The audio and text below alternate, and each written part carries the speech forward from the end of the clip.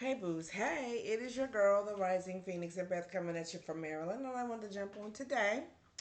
And I wanted to talk about kidney health today. So, today we're going to be talking about kidney health. I'm going to start off talking about how toxic relationships and stress, things that cause you grief and stress, how it affects your health, and how I came to want to talk about kidney health, to the things that I did to prevent the onstart of kidney failure. Okay. Now, for those of you who don't know, this is a channel for the chosen ones, and we talk a lot about narcissistic abuse. We talk a lot about people with toxic people that we have experienced with those traits, with narcissistic traits, and that relate those relationships, and our experiences, or my experience. I share my experience with you guys. Um, I don't know, in hopes of enlightening you and encouraging you and letting you know um, that you can overcome. Okay, now how you know how these things can ail your health and make you sick. Okay? When your body is in a constant state of fight or flight, certain things happen. When your body's in a state of fight or flight, excuse me, for an extended period of time, your health begins to decline, because fight or flight was intended to be used in a brief moment where there is danger, right? And it alerts you to the fact that you aren't safe, and that you need to get out of, whether or not you physically need to remove yourself from a situation, or as far as your health, something's going on inside of your body. That fight or flight response will happen and will take place. And what that primarily looks like is when your body is in a constant state of fight or flight. Okay, it suppresses your immune system. Okay, now what this means is it stops your immune system from working, because the large amounts of cortisol and stress hormones that are being released into the blood suppresses your immune system, so you aren't able to fight things off. Okay, after being in fight or flight for an extended period of time, your immune system takes a hit. That's number one. Number two is that your immune system will actually start overacting, which means your immune system has told itself that there is a threat. When you are in constant state of fight or flight, your immune system tells your body, hey, there's a threat here, there's a pathogen here, there's a germ here, there's a toxin here that needs to be detoxed out of the body. And so the immune system starts working overtime in some cases. Okay, in the cases where it doesn't suppress altogether, it starts working overtime to release those toxins and pathogens out of the body, right? And so if your immune system, now keep in mind, that's a good thing, right? Wrong. It's not a good thing, because there is no pathogen and there is no viable toxin. There's just toxicity. So your immune system in some cases works overtime to rid your body of, not of the toxin or the pathogen, but of the toxicity that caused the stress hormones to be prevalent in your blood. Okay, that cortisol and those other stress hormones that are present in your body, in your blood, in your body's environment, your immune system is fighting in overtime to get those things, to get those toxins and pathogens out. The only issue is there is no pathogen, there is no germ, there is no physical toxin. There's only your response to the toxicity. And so when your body begins to fight against itself, and there is nothing wrong physically, there's something wrong spiritually, mentally, and emotionally, but there's nothing wrong physically. When your body begins to fight against itself in this way, it could be the onset of autoimmune disease or diseases, such as an autoimmune disease could be arthritis. Okay, um, diseases that only get worse, can never really be healed, only treated, and get worse over time, is basically what an autoimmune disease is. And when your body's in fight or flight, it will cause your immune system to fight against itself when in fact nothing's physically wrong. Your body is just responding to the stress hormones that your body's releasing, which really happen when you're really sick.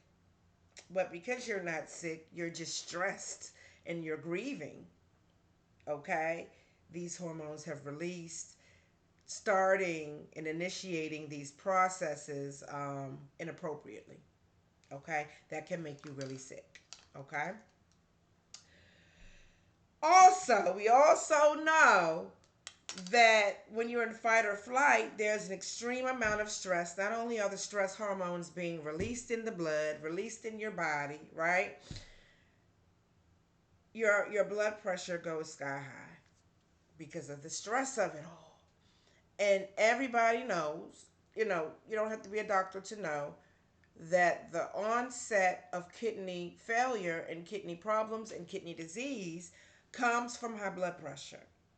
High blood pressure is the number one leading cause of kidney failure in the United States, along with diabetes, too. Diabetes, too. Okay? Um, what this fight or flight looks like. This fight or flight um, really mentally, emotionally, and psychologically looks like trauma, okay, which comes out which manifests in the form of depression, poor eating habits, and a lack of self-care. Okay? This also plays a part in organ failure and kidney failure because you're not caring for yourself as you should. You're basically getting up in the morning and you're pushing yourself to do those tasks that are necessary for you to survive and live, but you're not doing really anything over that. You're not taking your medications appropriately.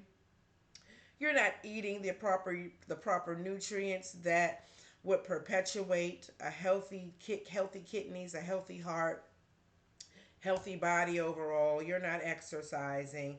You're not being intentional. You're not drinking water. You're really not, as a matter of fact, you're eating all the wrong things because you're self medicating with food. You're self medicating not with the medications you should be taking, you know, but self medicating with food, with comfort food, with cupcakes, with potato chips, with saturated fats, with all the things that we know give us high blood pressure and give us diabetes, right? That contribute to those things, right? And so you're really, due to the trauma, you're in a depressed state, and there's a lack of self-care there, and you're not being intentional about what you're putting in your mouth, about your lifestyle, or about being and staying healthy. Okay? You're depressed. Okay? um for me, those symptoms physically, okay, I'm just going to talk about the physical symptoms I experienced when I knew, something wrong. I need to go to the doctors, right? I was so tired, guys. I was chronically fatigued, and we all know that that's a symptom that comes with depression, right? This depression in my case wasn't clinical depression. It was depression brought on by the onset of a major life event. Like something happened that made me sad. Not that I have a chemical imbalance in my brain and that I'm just depressed. And these things happen when loved ones pass away, when you experience breakups or toxic relationships, if you get fired from a job. These things happen with life events. You get sad when something happens that's not a good thing, right? And so for me, I was extremely tired, so tired to the point I could not function. I don't know how I did it, to be honest. Looking back at how tired I was, as soon I would really push my body and myself to the max. As you know, I have a special needs son, and he goes to be with his dad every other weekend, and then a few days out the week, he goes to be with his dad, and I pick him up that same night. But I get to get a break, and to kind of rest and release. Well, when he wasn't with me, all I did was sleep because I was just so tired. I couldn't do anything else, guys. I couldn't get things accomplished that needed to be accomplished. And I was just overly fatigued, and it was really affecting my life, how I showed up for work, how I showed up for my kid. And I knew this isn't normal for me to be this tired. This is definitely something going on in my body, and I need to figure out what it is.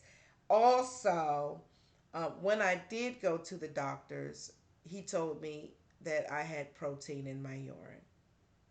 Well, for those of you who don't know, I'm a master herbalist. Okay, I am in a master's program, um, getting my master's degree in herbal medicine. So I know a little bit about these things, and I know when I hear certain words and when I hear certain terminologies to ask certain questions. So my doctor specifically said, you have protein in your urine, nothing to worry about right now.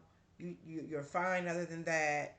But I knew that I wasn't fine because I knew how I had been feeling. And when I heard that I had protein in the urine, and just from my studies, I know that anytime they tell you you have protein in the urine, but it's fine right now, I want you to be alarmed, because this is the response that most doctors have to protein in the urine, because we are in the day where we're dealing with doctors. And I love my doctor, I like my doctor, right? And I still go to him, but you have to understand what questions to ask, and you also have to participate. It's a collaborative thing, between you and your doctor. So even if it's disappointing that doctors don't go more into detail into that, they'll just say you have protein in your urine, you're fine. And you're not fine. I want you to know that you're not fine. Anytime that there's protein in your urine, especially if there's elevated amounts of protein in your urine. And for me, okay, in your urine, the urine specimen that I gave, the appropriate protein output should have been something around 150 milligrams, right? Of protein in my urine, something like that. Well, guys, I had 650. Okay, I had that much more protein in my body that coming out in my urine that I should have had, and my doctor was telling me, you know what, you're fine. It's okay right now. You're good. Your blood work came back because all my kidney blood work.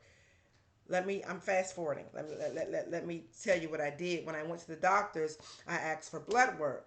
And, a lot of times the blood work does not tell us what's really going on as long as nothing has started to fail yet. So, because my kidneys were actually still functioning high, too high, because they're working in overtime, right? So that's a warning also when your kidneys not just function at 100%, but they're functioning at 120 because they're working overtime trying to get not toxins out, but toxicity, okay, from your grief, from your stress, okay?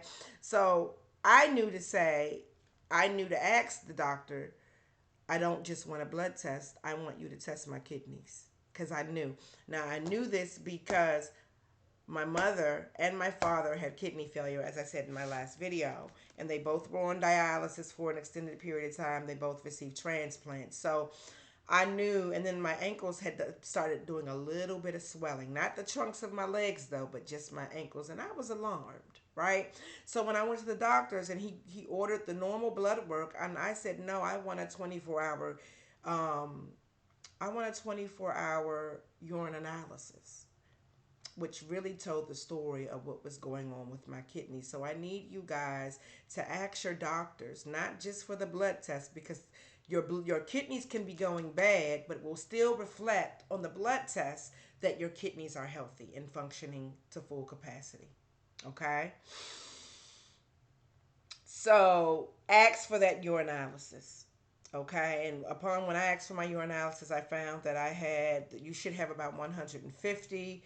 My score was 650, and he was still telling me you're fine, because the blood work had yet to say you're in stage 1 kidney failure. But I want you to understand that when you have high proteins in your urine, even though it might not say it on the blood test, I want you to know that you're in the very early stages of kidney failure. So my question to him was this: okay, so how long do I have before I'm on dialysis? That was my question, because I knew that prolonged time going past with protein in your urine is doing damage to your kidneys, guys. And I knew that it was only a matter of time, even though my blood work was reflecting that my kidneys were functioning well.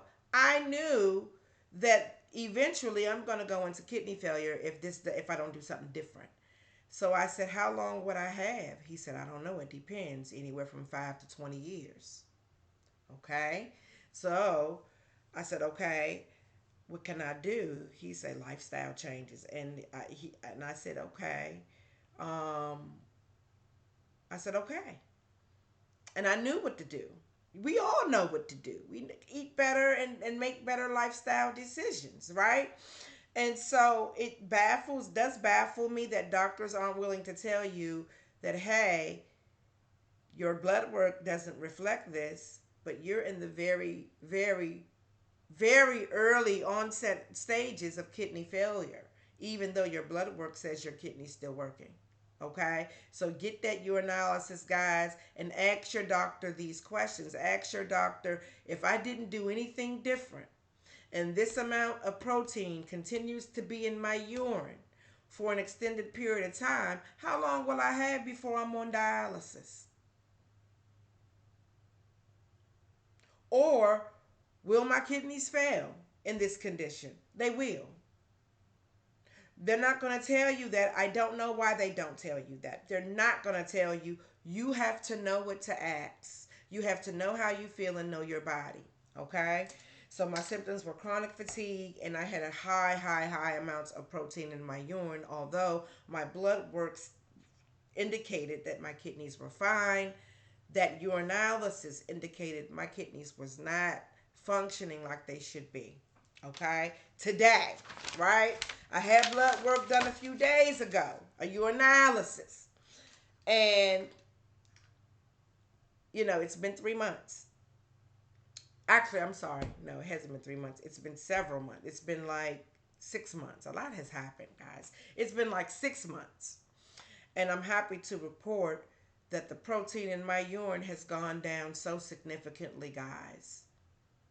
Still got protein in my urine, but nowhere near. I'm only a couple of points over. Nowhere near the amount of protein that was coming out of my urine. I'm not tired anymore, guys. I'm not as fatigued. I'm not fatigued at all. I mean, I have my days where I'm tired, but I'm not so fatigued that I can't function. Okay? And I just want you guys to know that I was able, to reverse. I'm not going to say reverse, because there's still traces of protein, just nowhere near. So it's a process. It's going to take a while for my body to recalibrate back to normal, but I'm no longer in the danger zone. 650 is a very high number when it only should be 150. And so I'm nowhere near that anymore.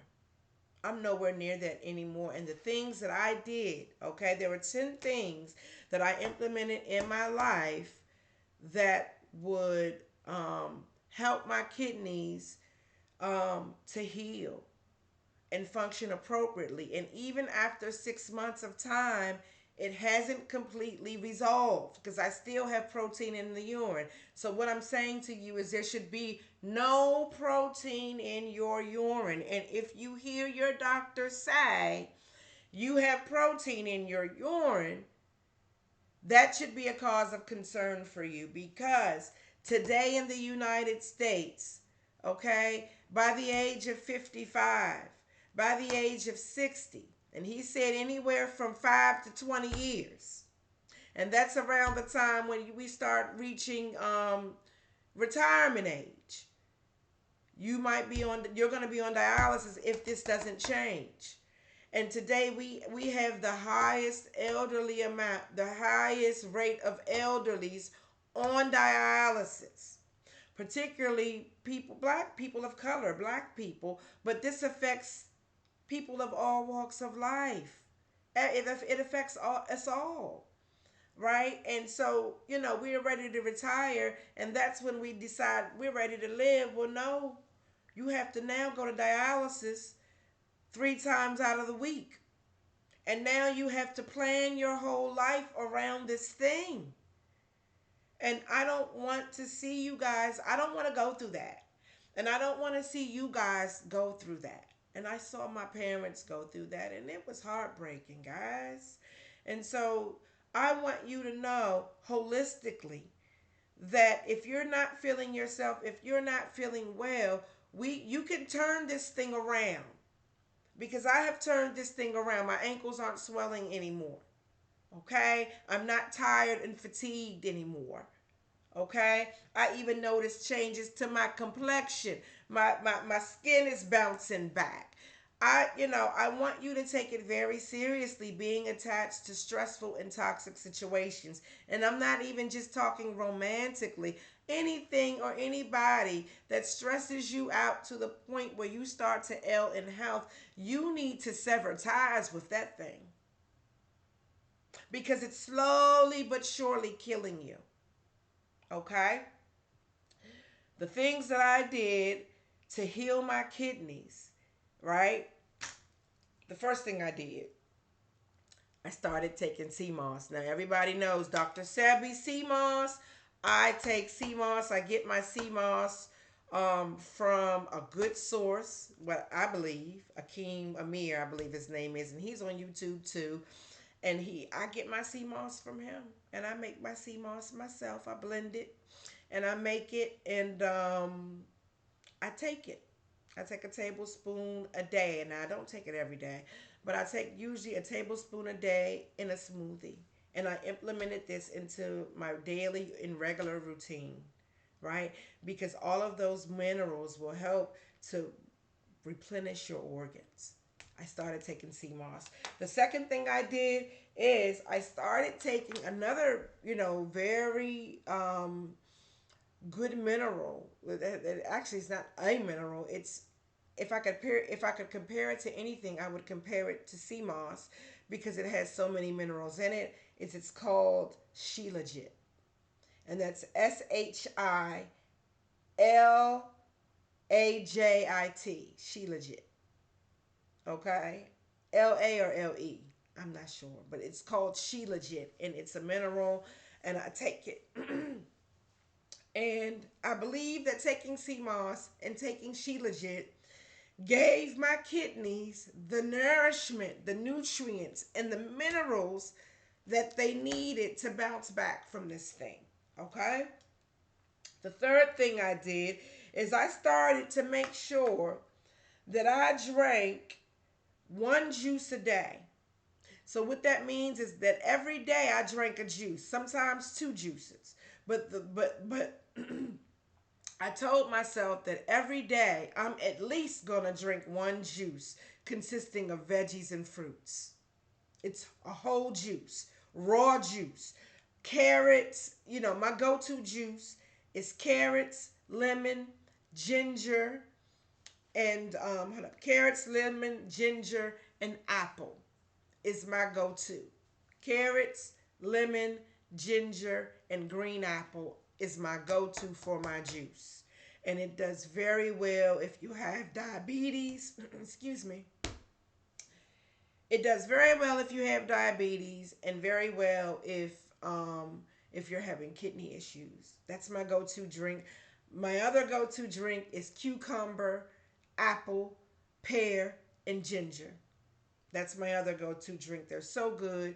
They're so refreshing, and drinking, I see a difference in my energy levels. I see a difference in you know how I feel, right? That's the third thing I did. I started making sure I consumed at least one juice made of fruits and vegetables a day, a 16 ounces. Okay? The fourth thing I did is I said, you know what? Along with the juice, I'm going to have a juice a day. I'm going to at least drink one smoothie a day consisting of whole fruits and a vegetable. So my go-to is mango, pineapple, strawberries, and peaches with spinach. Nothing else. Water. Nothing else. And I blend it together, and I'm telling you guys, it's so good. Every now and again, I'll put a piece of banana, not a whole banana, that's too much sugar. I put a piece of banana for flavor, and this is how I take my CMOS. I usually put 1 tablespoon of the CMOS into my smoothie, and that's how I take my CMOS through my smoothie. Okay? These are things I implemented into my daily regimen to get my kidneys back, right? Number five is I implemented more raw vegetables. I knew that I had to start. I still cook, right? I cook my food still, but I also knew that I had to take in more raw fruits and vegetables because a lot of times when we cook our foods, we're cooking the medicinal value right out of our food. For long extended periods of time, when food is under high heat, it boils out all of the good stuff that makes us healthy. So that's why a lot of people say when you're detoxing and when you're trying to get healthy, you should do so with raw fruits and vegetables. Okay? So I started implementing things, and I started doing spinach salad, strawberries over spinach, over raw spinach with a little bit of honey balsamic sauce. And then I started doing salmon and over spinach, and just getting and really, creative with eating raw spinach, right? I've been doing that and making it a salad. And instead of using lettuce, I use spinach, right? Okay. Also, what I said, now these are things I did over a 6 month period, guys. It's going to be a slow process, but you must start. Okay. Um, I drank a cup of tea a day and still do. And I'm a herbalist, so I know what to make. And usually in my tea, I'm going to tell you I put lavender in it, I put ashwagandha in it, I put dandelion root in it, I put milk thistle in it. So I have an apothecary of herbs, and I literally blend a tea that will replenish and help my kidneys, and I drink it every day. It's so good. I drink a cup of tea every day, sometimes more, and it's very good. And those herbs also help to replenish the kidneys. Some days I skip a day, right? But for the most part, I'm drinking a cup of freshly brewed tea from herbs, not the tea in tea bags. I have a tea ball, and I'm literally putting the dry herb in the tea ball, and I'm drinking the tea, and it's so good. I'm sweetening it with a little bit of honey, and it's so good. It's so good, and it also helps to revive your organs and your kidneys and liver. Okay, that was number seven. I drank a tea blend, a cup of tea every day for the kidneys and liver. Number eight, I started to eat less meat. Now I would fall and still eat candy and stuff because that's my issue, right?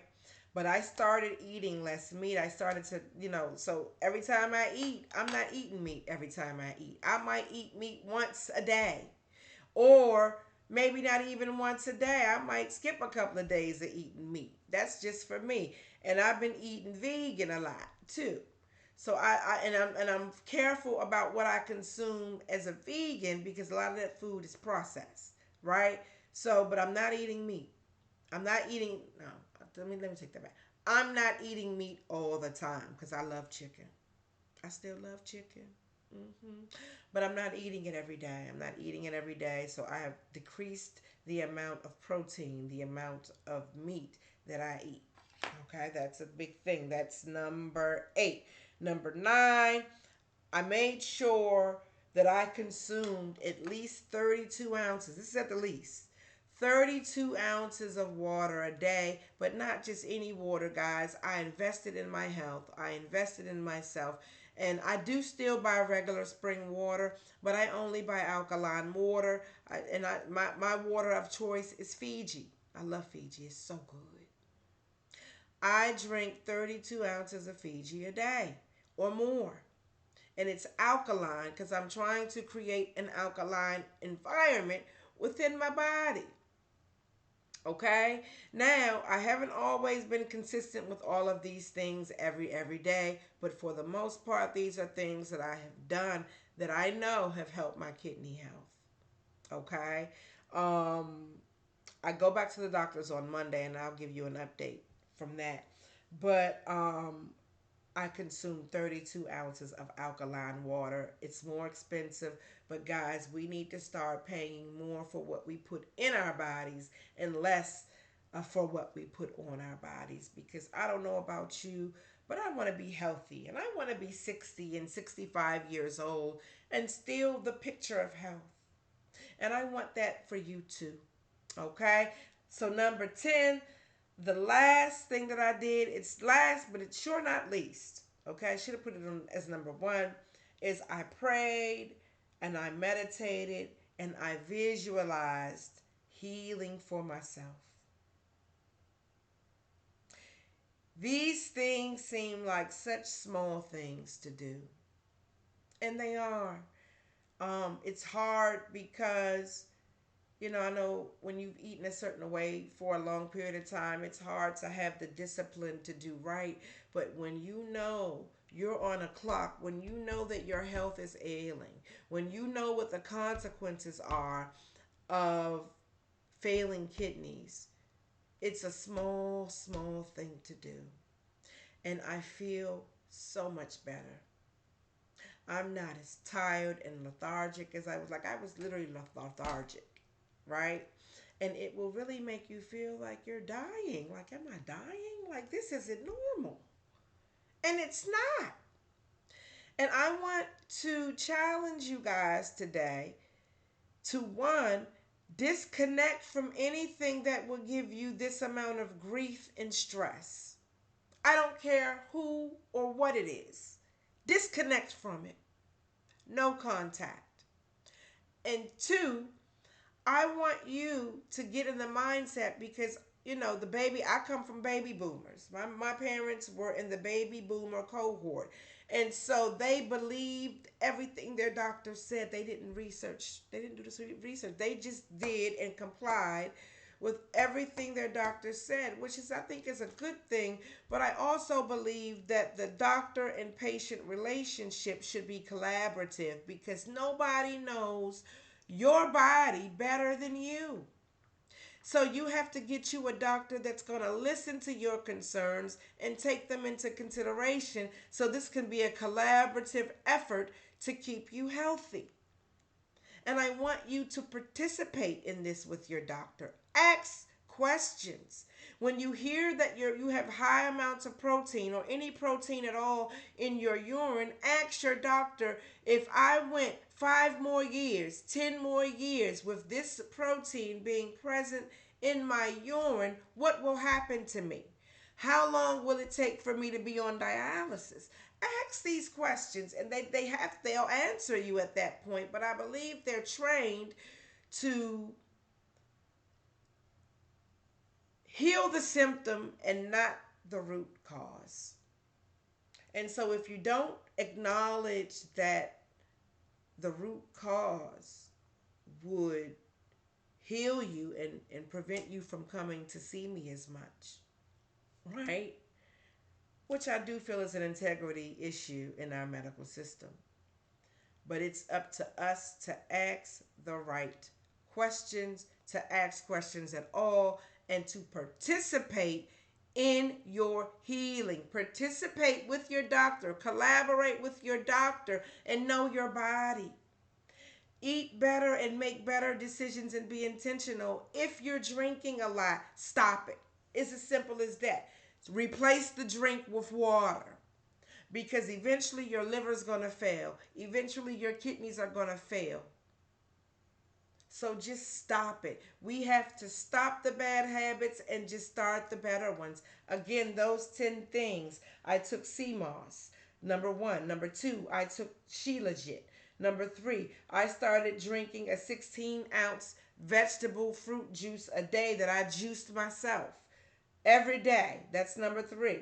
Number four, I consumed a smoothie a day consisting of fruits and vegetables. That's number four. Number five, I implemented more raw vegetables in my meal. Okay. Number six, implemented more fruit, especially berries and melons, cantaloupes, watermelon, strawberries, blueberries, cranberries. I implemented more berries, and I did these things in my smoothies too. Okay. Um, seven, I drank a cup of a tea blend every day or almost every day that would support my kidneys and liver. And these herbs that I have are naturally sourced, still green, and I'm drinking that every day. Okay. Um, eight, started eating less meat. Number nine, consumed 32 ounces of alkaline water a day. If you don't and can't afford alkaline water, go ahead and just add some lemon to your water. Okay, that will alkalize the water. And number 10, I began to pray, meditate, and visualize healing for my body and myself, operating optimally in my healed state. These are the 10 things, and there are more things you can do. I just gave you 10, but these are the 10 things that I implemented. Then they seem like really small they are. They're really small fixes to a really big problem. Let's put them out of work. Let's put those dialysis centers out of business because we should not be a nation of people that as soon as we retire from work, we are hooked up to dialysis machines. It really affects your quality of life and not just your bad health. You can't do anything. You have to plan to do anything outside of those dialysis visits, and even if you do, your body takes a hit. It's really dangerous. So I want you to be intentional. I want you to decide. I don't care how bad you feel. I don't care how depressed you are. Right now, today, I want you to decide that you're going to implement these things into your life every day so that you can begin to heal people. I love you guys. I don't want to be hooked up to a dialysis machine. I don't want you to be hooked up to a dialysis machine. These things can happen due to the stress of these toxic relationships that we have participated in. And I'm calling you and challenging you to remain no contact, to disengage, and to disconnect from such things and to implement these 10 things. And I guarantee you over time, it's going to take longer than a month. It takes anywhere from 3 to 6 to see significant progress in your health. So it's a long process, but it's one that I'm willing to do, and it's a journey I'm willing to go on. And I pray that you decide right now today that you won't be a statistic, that you will do the things necessary to aid and perpetuate long life and quality life and good kidney health. I hope this was healthy. I hope that this was helpful to you. I love you guys. Um, I'm gonna put the tea blend that I blend for my tea. I'm gonna put that in the description section. And I'm also going to put a couple of juice recipes in the description section of this video. I love you guys. I hope this was helpful. Have a blessed day. Love you guys.